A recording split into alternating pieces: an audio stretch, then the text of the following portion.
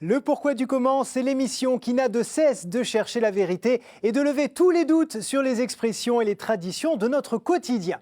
Cette semaine, j'ai très envie de vous parler de la figure de l'apôtre Thomas. Ah oui, on nous raconte chaque année son histoire pendant le temps de Pâques lorsqu'on évoque le Christ et sa résurrection.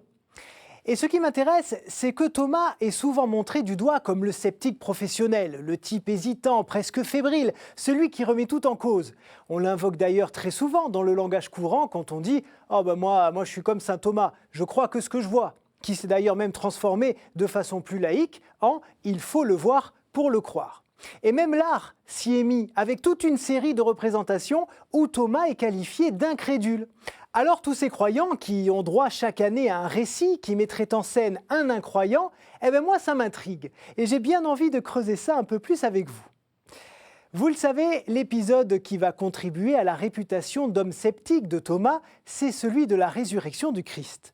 Sans que l'on sache vraiment pourquoi, il n'est pas présent au moment où Jésus apparaît aux autres disciples barricadés. Et quand il revient à Jérusalem, quelques jours plus tard, les apôtres lui relatent tout ce qui s'est passé. Ils lui affirment que le Christ est ressuscité et qu'il est même venu les visiter. C'est alors que Thomas leur énonce cette phrase qui est restée dans la culture comme fondatrice de son caractère incrédule. « Si je ne mets pas mon doigt à l'endroit de ses clous, si je n'enfonce pas ma main dans son côté, non, je ne croirai pas. » Voilà, c'est parce qu'il aurait remis en cause la résurrection de Jésus que l'on dit de quelqu'un qui doute qu'il est comme saint Thomas.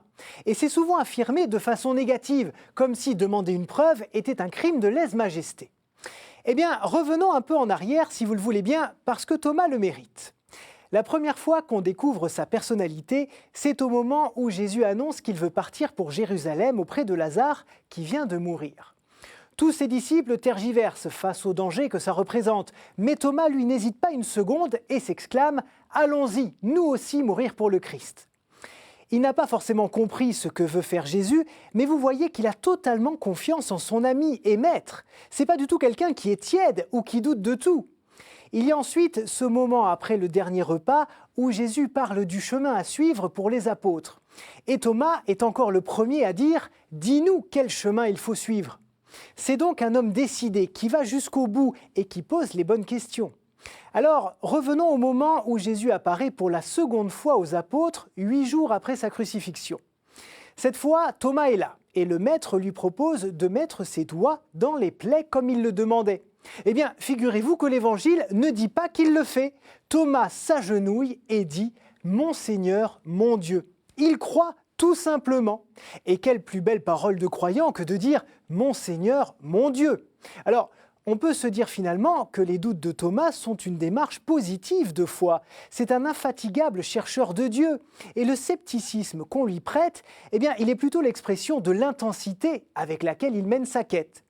Vous voyez donc que l'utilisation moderne de notre expression est un peu discutable. Thomas n'est pas un éternel sceptique, mais un chercheur de vérité.